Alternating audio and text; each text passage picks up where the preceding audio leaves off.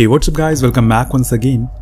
कहानी की शुरुआत एक परिवार को दिखाते हुए होती है जो कि अभी अपनी वेकेशन मनाने के लिए बाली आए हुए हैं, लेकिन बीच पर जाने से पहले एड अपनी बेटी कैसिडी को स्विमिंग सिखाना चाहता है, इसीलिए आज वो उसे लेकर पानी में गया है। सब कुछ सही चल रहा होता है कि तभी कैसिडी अपने पिता से कहती है कि वो उन्हें नीचे से मार क्यों रहे हैं, लेकिन उसके पिता इस चीज़ से साफ इनकार कर देते हैं। पर कैसिडी बार बार यही चीज़ दोहराती रहती है और तब उसके पिता को भी एहसास हो जाता है कि वो जो कुछ भी कह रही है वो सच है, क्योंकि अब उसे भी महसूस होने लगा था कि ज़रूर कुछ न कुछ है जो पानी के नीचे है। इसीलिए उसने कैसिडी को कहा कि वो ऊपर चली जाए, पर जब नैन्सी ने उसकी कांपती हुई आवाज़ को सुना तो फौरन बाहर आई। देखा कि माहौल बहुत ही डरावना हो रखा है, दोनों ही चीख रहे हैं। तब एड फौरन अपनी बेटी को ऊपर खींचने को कहता है, लेकिन जब बारी आई खुद एड की तो वो ऊपर चढ़ नहीं सका, क्योंकि कोई चीज़ थी जो उसे अपनी तरफ खींच रही थी। उसने बहुत कोशिश करी, लेकिन अंत में सिर्फ नैन्सी के हाथ लगा तो एड का खून सा सना हुआ हाथ, और फिर अचानक सब कुछ खत्म हो गया। एक 9 साल की बच्ची के लिए अपने पिता को खुद के सामने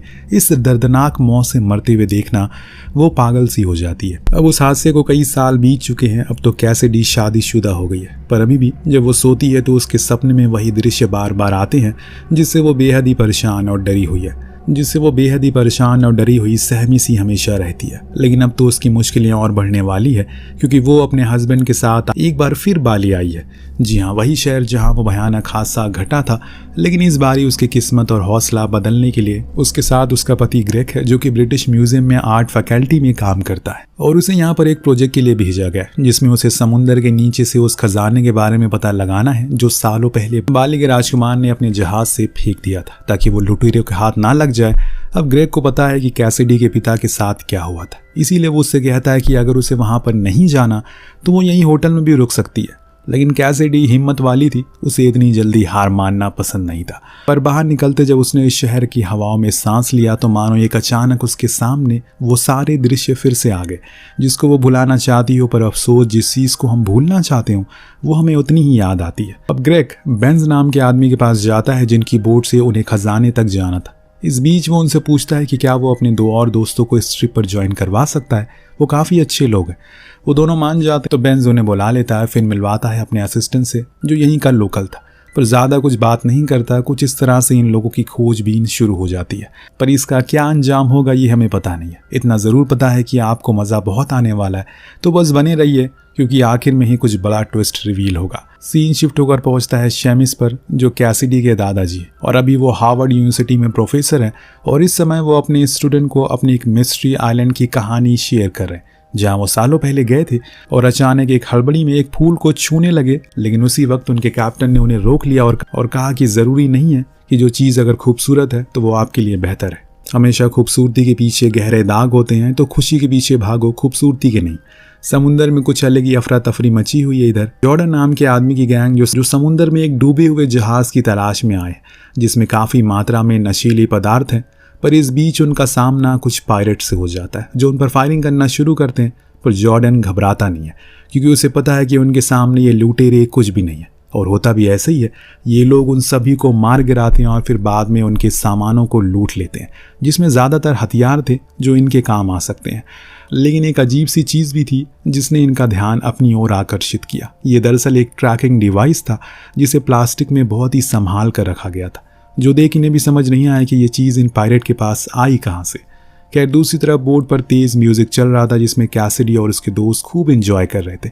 तभी उसके पास उसके दादाजी की कॉल आई, जिन्होंने कहा कि उन्हें उसकी फिक्र नहीं है, वो तो बस उन्हें आखिरी बार गुड बाय कहने के लिए आए थे, क्योंकि इसके बाद उनका कनेक्शन टूट जाएगा।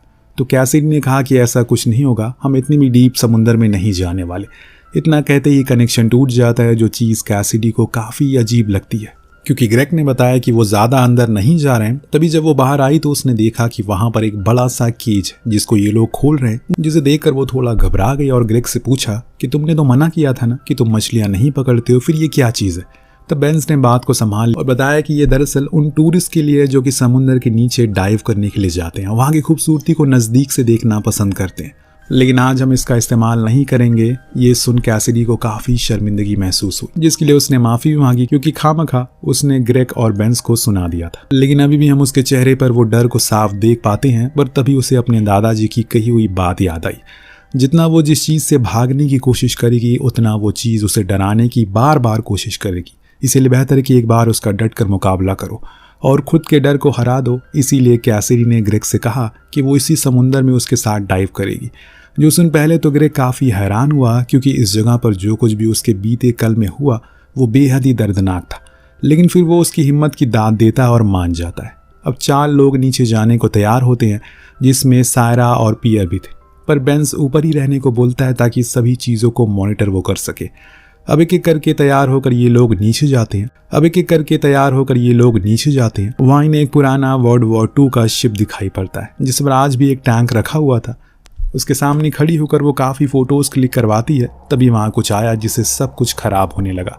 जी हाँ, ये वही वाइट शार्क है जिसकी चर्चा हर जगह मशहूर है।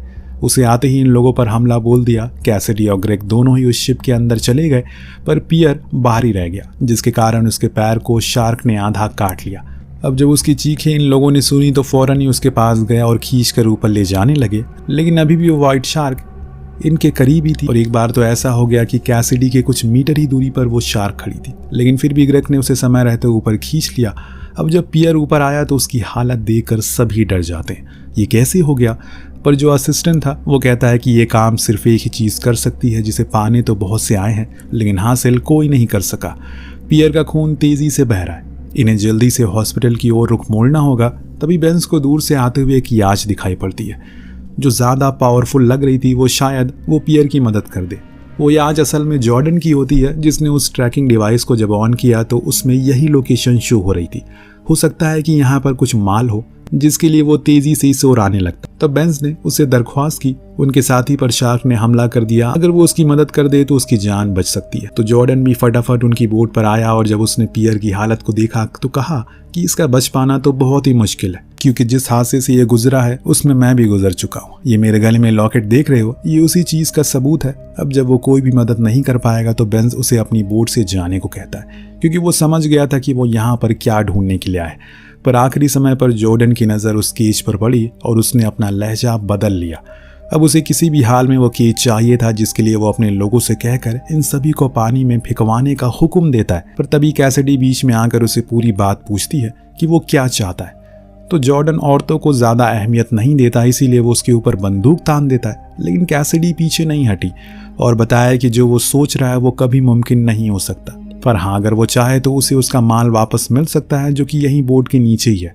ये सुन जॉर्डन खुशी के मारे पागल हो जाता है और कहा कि तुझे ये कैसे पता। तब कैसिडी ने कहा कि मैंने अपनी पूरी जिंदगी समुंदर की खोज में लगा दी। जो तुम खोज रहे हो वो इस केज में नहीं आ पाएगा, और उसके लिए एक भारी जोड़ की जरूरत है। तब जॉर्डन मान जाता है और फौरन उसे नीचे उतारता है, पर आखिरी समय पर वो उन्हें बताता है कि उसके पास कोई रेडियो नहीं है, तो इसे एग्जैक्ट 45 मिनट बाद वो ऊपर खींच लेगा। इतना कहने के बाद वो उसे केज को पानी के नीचे डाल देता है। ऊपर बेचारा ग्रेग परेशान हो रहा था, क्योंकि उसे पता है कि जो चीज़ अभी कैसिडी कर रही है उसे उस चीज़ का सबसे ज़्यादा डर लगता है। पर वहाँ कैसिडी तो जैसे तैसे नीचे की ओर जा रही थी, हर सेकेंड अपने दादाजी की कही हुई बातों को अपने मन में वो दोहरा रही है, क्योंकि अगर वो डरेगी तो पूरा खेल खराब हो जाएगा, और इसीलिए उसे अपने दिमाग को शांत रखना पड़ेगा, तभी काम बन सकता है। पर दोस्तों, जब वो नीचे गई तो वहाँ फिर से उसके सामने वही शार्क आ गई, जिसे वो अभी तक डर कर भाग रही थी। पर इस बारी एक नहीं बल्कि दो आई थी। उसके केज के चारों ओर चक्कर लगाने लगी, पर कैसिडी को पता था कि वो अभी थोड़ी देर पर यहाँ पर चक्कर लगाएंगी और उसके बाद थक कर वापस चली जाएंगी। उसका अनुमान सही भी होता है। कुछ मिनट के बाद वो वापस चली गई। तब कैसिडी बाहर आई, उसने अपने केज को थोड़ा घबराते हुए खोला, और इस बीच ऊपर ग्रेग समुंदर नीचे पाए कुछ गोल्ड कॉइन को बेंस के जेब में डाल देता है, ताकि इस बारे में जॉर्डन को कुछ पता ना चले। लेकिन तभी जैसी चीख पड़ता है, क्योंकि उसे वहां वही वाइट शार्क दिखाई दी थी, जिसके आकार को देखकर ये सभी हैरान हो गए। तब ग्रेग ने कहा कि अब उसे ऊपर खींच लो, क्योंकि नीचे खतरा बढ़ चुका है। लेकिन जॉर्डन मानता ही नहीं और कहता है जब तक उसका काम नहीं हो पाएगा तब तक वो ऊपर नहीं आएगी। अब बेचारा ग्रेग गुस्से में लाल हो गया था, लेकिन वो कुछ कर भी तो नहीं सकता। तो वहीं नीचे अब कैसिडी फौरन उन बैग्स को रस्सी से बांधने में लग जाती है। पर इस बीच वो शार्क वापस से लौट आई, लेकिन कैसिडी को पता ही नहीं चला कि कब वो शार्क उसके इतने करीब आ गई। पर उसे अपने डर पर काबू पाया, जितनी जल्दी हो सके उन बैग्स को बांध दिया और फौरन केज में चली गई।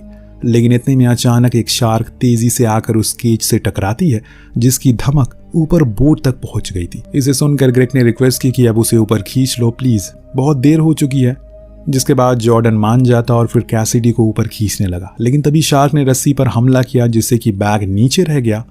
अब जब कैसिडी ऊपर आई तो घबराते हुए कहने लगी कि नीचे शार्क है, लेकिन जॉर्डन को तो किसी भी हाल में अपना बैग चाहिए था। वो उसे वापस जाने को कहता है, तभी जेसी को कोई चीज पानी में खींच लेती है और इसके कुछ ही पल बाद समुंदर का पानी लाल हो जाता और इसी का फायदा उठाकर ग्रेग जॉर्डन से उसकी बंदूक छीनने की कोशिश करता है, पर वो कर नहीं पाता और उल्टा जॉर्डन उसे मारकर पानी में गिरा देता है। फिर उस पर शूट भी करता है, लेकिन एक भी गोली उसे लगती नहीं है। पर कैसिडी ने जब देखा कि ग्रेग पानी में गिर गया, पानी लाल भी हो गया, तो उसने फिर से वही मंजर याद आने लगा जिस दौरान उसके पिता अपनी आखिरी सांसें गिन रहे थे। इतने में चेसी जो कि जॉर्डन का दूसरा आदमी था, वो अपने साथी को बचाने के चक्कर में खुद भी शार्क का शिकार बन गया।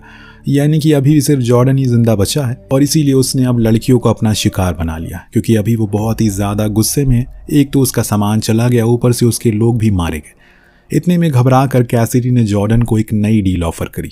उसने उसे वो गोल्ड कॉइन दिखाया जो कि नीचे मिले थे, जो देख जॉर्डन का मन एक बार फिर से डोल जाता है। वो समझ जाता है कि नीचे और भी बहुत से ऐसे कॉइन हैं जिसके लिए ये लोग यहाँ पर आए, पर अपने दोस्त के घायल होने के कारण ऊपर आ गए, इसीलिए तुम दोनों अब नीचे जाओ और उन सभी को लेकर ऊपर आओ, उसके बाद ही मैं तुम दोनों को छोड़ूंगा।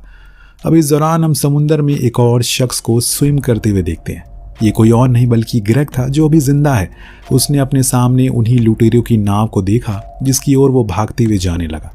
इधर कैसिडी को कहीं ना कहीं जॉर्डन पर कुछ शक था कि वो जरूर कुछ छुपा रहा है और उसी का पता लगाने के लिए वो उसके पास गई। तब तक जॉर्डन भी अब पूरी तरह से इरिटेट हो चुका है और इसी पागलपन में वो उसे बता देता है कि वो पहले यूनाइटेड स्टेट नेवी में था, पर इससे ज्यादा वो कुछ और कह पाता कि तभी एक शख्स आकर बताता है कि कोस्ट गार्ड आ चुके हैं। जो सुन वो अपने बचे हुए लोगों को बाहर आने को कहता है और एक ही झटके में उन सभी गार्ड्स को मार कर खत्म कर देता है, क्योंकि वो किसी भी तरह से रिस्क नहीं लेना चाहता। इस गोलीबारी में एक तेज धमाका हुआ जिसमें असिस्टेंट काफी घायल हो चुका है, तो बेंस उसकी मदद करता है। तब जॉर्डन आकर बताता है कि ये सब करने का कोई फायदा नहीं है, क्योंकि वो खजाना मिलने के बाद सभी को मैं मार दूंगा।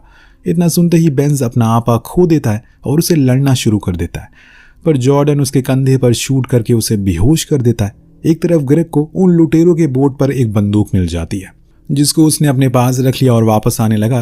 तो यहाँ ये दोनों लड़कियां डाइव करने के लिए नीचे उतरी, वो भी बिना किसी केज के, क्योंकि इस बार वो नीचे नहीं जाती बल्कि वहां से काफ़ी दूर आ जाती हैं।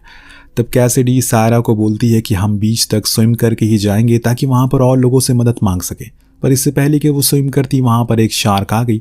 उसने सायरा को कहा कि वो हिले डुले ना, लेकिन जब मौत आपके सामने खड़ी हो तो हर कोई घबरा जाता है। सारा ने यही गलती कर दी और एक ही झटके में वो शार्क के मुंह में थी, पर कैसिडी ने ये गलती नहीं दोहराई। वो बस वहीं पर किसी मूर्त की तरह खड़ी रही, जिससे कि शार्क उसके सामने से गुजर गई।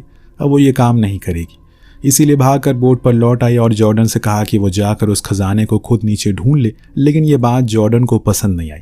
उसने क्या किया, उस पर अपना बल का प्रयोग किया और उधर ग्रेग भी बंदूक लेकर चढ़ गया और उसने अब जॉर्डन के आखिरी बचे हुए आदमी को भी मार डाला। अब सिर्फ बचा है जॉर्डन, जो किसी भी समय कैसिडी को मारने वाला है। कि तभी पीछे से आ जाता है ग्रेग, पर जॉर्डन को न जाने क्यों ऐसा लग रहा है कि वो उस पर शूट नहीं करेगा, इसीलिए वो इसी बात का फायदा उठाकर उस पर वार करता है, जिससे उसकी बंदूक छटक जाती है और लग जाती है कैसिडी के हाथों पर, जो कि अब जॉर्डन से बहुत ही ज्यादा तंग आ चुकी है।